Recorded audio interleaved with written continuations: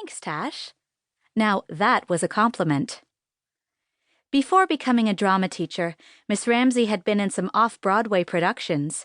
She had great stories to tell, like the time she auditioned for Harold Prince, one of the greatest Broadway directors of all time.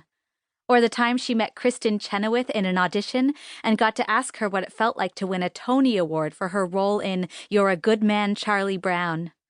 Miss Ramsey tossed those stories out like pieces of confetti, and I grabbed each one of them. She could act, she could dance, and she could sing. A real triple threat. It was great to have her here teaching us, and awful at the same time.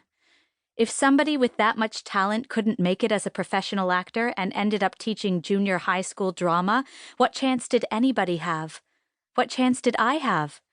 Especially if I didn't get the part today. My dream was to perform in front of thousands of people. Something always happened to me when I stepped in front of an audience.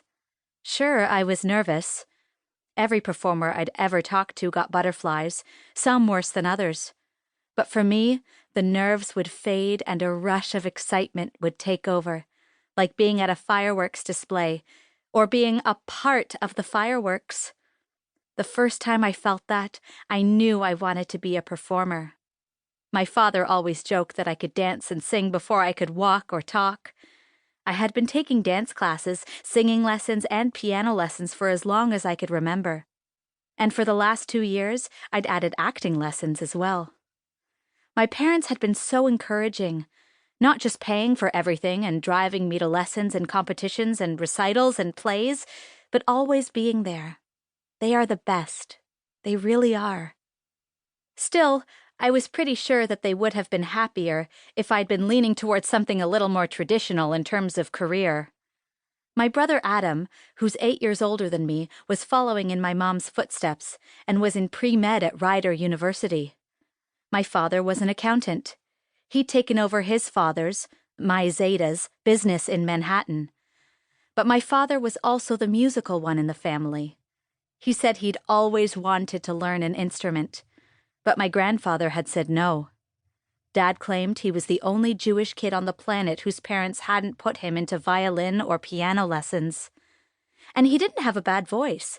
Well, he didn't have a bad, untrained voice. I guess I got the musical bug from him. We turned down the hall toward the drama department. The cast list was supposed to be posted on the wall outside the auditorium. Up ahead, I saw a crowd gathered around the bulletin board. I came to a dead stop, my heart pounding out of control. "Okay, Shirley, take a deep breath and relax," Natasha said. "Easy for you to say." We joined the crowd at the back. So many people had tried out. Some schools were football schools, some were basketball schools. Ours was a musical school. Of course, we had all those sports as well, but we were known as the junior high that put on big musicals. We had a great reputation, and that was one of the reasons why Miss Ramsey had come to teach here. Last year, we had put on a chorus line. Of course, I didn't get one of the leads, but I did end up with a featured spot, which was pretty amazing for a student in 7th grade. And I'd also ended up being the understudy for 2 of the supporting roles. I didn't actually get the chance to play either part during the run, but people who heard me sing in rehearsals said I was better than the people who did perform. This year's production was going to be Fiddler on the Roof, and the part I wanted was Huddle, one of the daughters. Not only did she sing Matchmaker, Matchmaker in the Sisters Trio, but she had the most beautiful, haunting solo in the whole production as far as I was concerned. A song called Far from the Home I Love. Yep, Huddle was the part I was holding my breath for. As we shuffled forward, I watched the people in front. Some would look at the list and come away looking pretty upset, while others jumped up and down and shrieked. With each joyful scream, I knew a part was gone.